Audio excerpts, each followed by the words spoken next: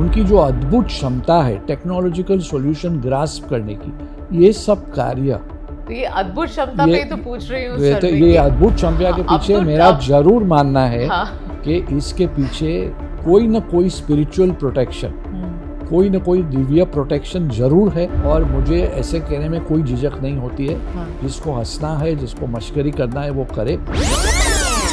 आप किताब के तीसरे चैप्टर साधना एंड सिद्धि में आध्यात्मिक ज्ञान के लिए युवा नरेंद्र मोदी की यात्राओं के बारे में आप बताते हैं।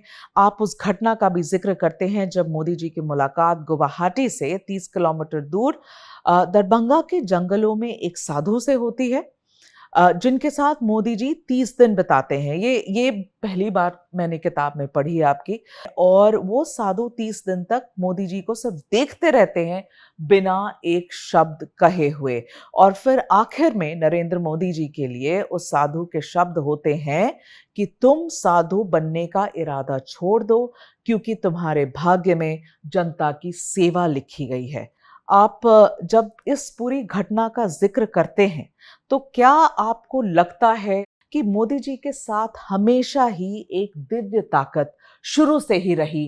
क्या ये शक्ति, दिव्य शक्ति का हाथ, एक तरीके से कहिए ब्लेसिंग्स, तब से उनके साथ चला आ रहा है जो आज भी हम देख रहे हैं?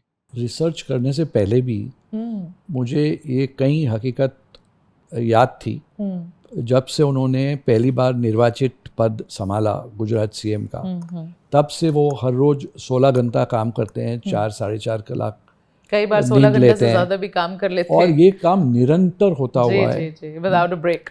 तो ये काम जो हो रहा है और उनकी जो गहराई है, हर एक विषय में गहराई से देखना, फिर एआई हो या टेक्नोलॉजी हो, और ये ऐसे आदमी के पास से हो रहा है, ऐसी व्यक्ति से हो रहा है जिन्हें जो 70 साल में घर छोड़ के चले गए थे, और उसके पहले उनको जो एजुकेशन मिला था वो गुजराती वर्नैक्युलर मीडियम में मिला था एसएससी तक।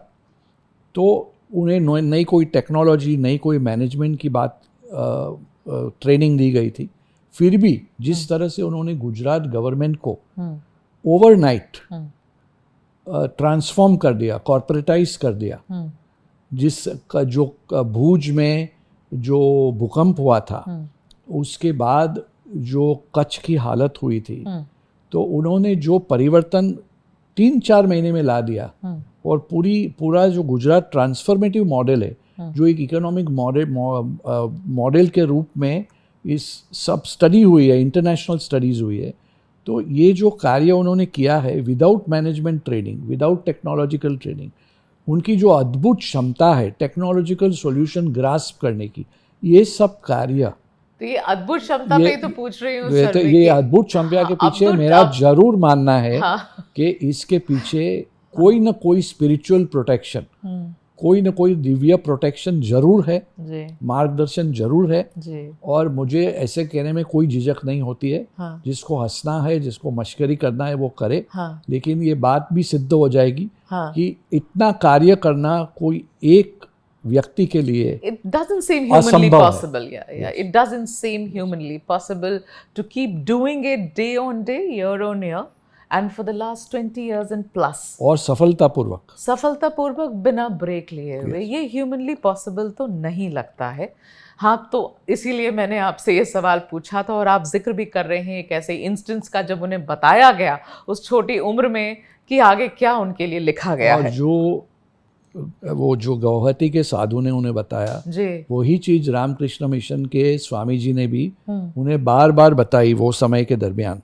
अच्छा। कि आपको जो किताब में है कि आपको सेवा करनी है, जरूर करनी है, लेकिन एक्टिव सर्विस करनी है। रामकृष्ण मिशन के मॉन्क, साधु बनकर नहीं। अच्छा। आपको एक्टिव सर्विस करनी है। और शायद ये भी उन्हें कहा गया कि आपका पथ, जीवन में जो पथ है वो अलग है। वही स्वामी नारायण संप्रदाय के प्रमुख महाराज साहिब ने भी, उन्होंने यही बात की जब मोदी जी शायद 31 साल के थे। तो ये सब किताब में एक ही वाक्य सब बोल रहे हैं।